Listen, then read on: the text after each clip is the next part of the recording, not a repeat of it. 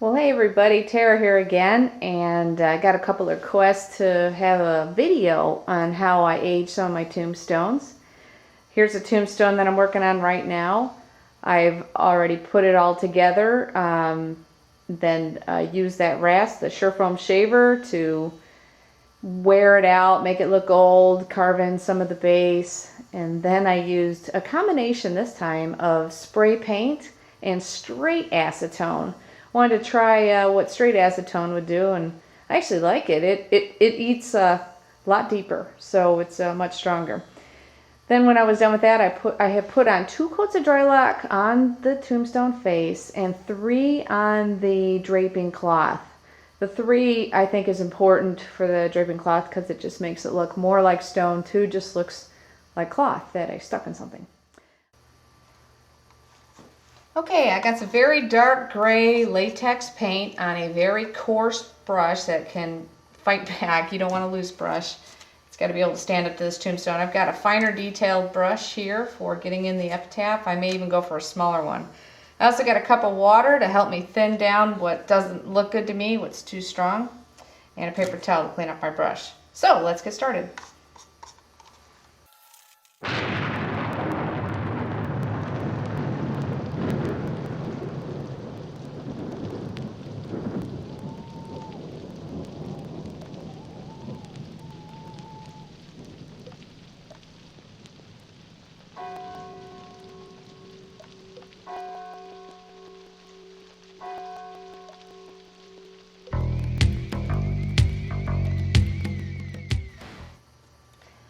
As you can see here, I'm skipping some letters because my past tombstones, I did this all perfectly, and I actually didn't like the look. It looked too perfect. And so if I skip some, that will help give it the look that it's been out for a long time, and some of the paint that was way long ago put in there is long gone. Just got done getting the epitaph kind of painted in. It's still very wet, and that's great because I'm going to do my tea staining step now, and that's going to help kind of muddle everything together. So I'm grabbing a very old brush. This is a 2-inch angle brush. You don't have to use an angle brush. It's just what I had on hand. And I'm going to take that same paint I had. I'm going to dip, I don't know, about this much. And that water I was using to thin everything down, I'm going to put it in here. And this is what's going to make my basic tea stain. Now, the first time I put this in, this is going to be a test because it could be too thick and I'm going to have to actually thin it down more.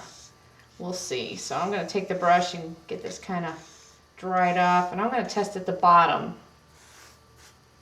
Let's see, right over here. Oh, nope, I like that. Okay, so starting at the top, I'm going to start painting this. And I'm going to be very sloppy about it. And it's going to start dripping down. And let's keep going.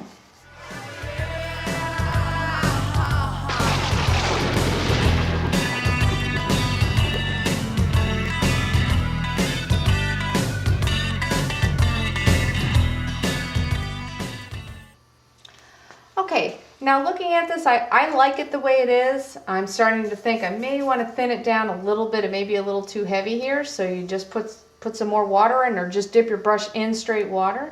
So I'm going to do that.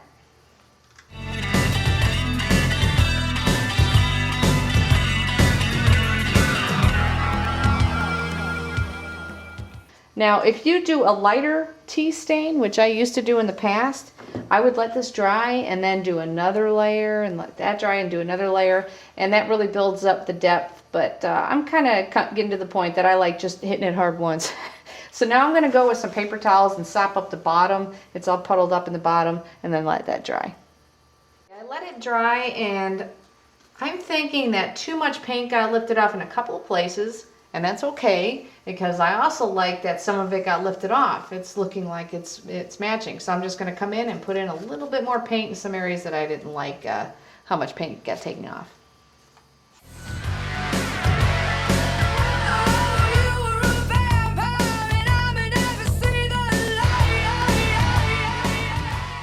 Now I'm going to come in with my dry brush. Now I got some really sparkling white paint, which is going to be too white to do dry brushing, so I put a little bit on here. And then Got this gigantic brush. I'm going to try to get a little bit of the gray on this brush. Dip it in, mix it up. And this will tone down the white so it's not so vivid. And what this step is going to do is raise up anything, and it's going to make it look like stone. So I've mixed up my white. Now I'm going to dry it off a little bit on a paper towel. So I dried it off, and I'm going to try over here, see how I like it. Yeah, that looks pretty good. I'm going to dry it off some more. So I tried a little spot that's pretty inconspicuous. Still too wet, so I'm really going to brush it off. And now I'm going to go across the grain like this.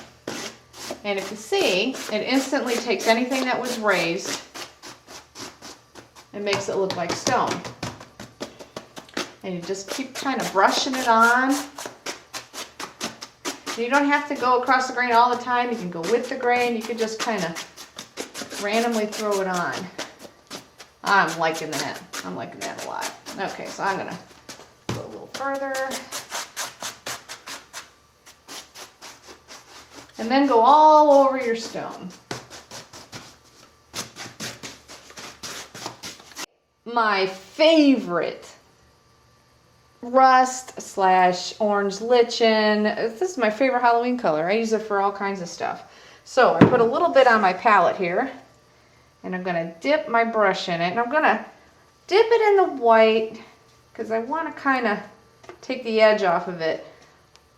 And I'm going to pick a place on the tombstone that I think lichen would grow, probably in the shade, and drop it down. Maybe over here.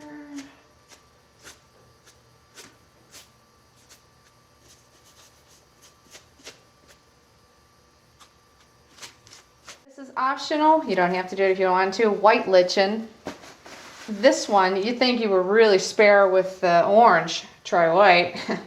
I'm taking a slightly grayed, there's a little bit of gray here, white, and a balled up piece of paper towel. I'm going to put it down on my other paper towel to dry it off a little bit. Now I'm going to pick a spot that I think white would look good in, a white lichen.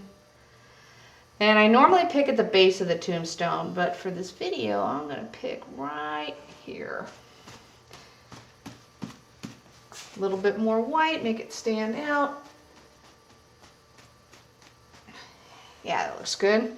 And I'm going to put one at the base of the tombstone. It usually looks really good at the base. I'm going to put some moss on, and I've got a couple of pieces that I kind of like that I want to put on. And this little one will probably be my first one. I've got a big one I'm going to put at the base, but you can't see that. So let's do this little piece here. What I do is I try to find one side of the tombstone. I used to not do this, but one side of the tombstone to put it on, like the north side, for example. That's where moss grows. And I'm thinking right there, because you usually see the lichen under the moss. So I think that makes a lot of sense. So I got my glue gun all heated up, and I'm just going to put a big old glop of glue on here and press it in.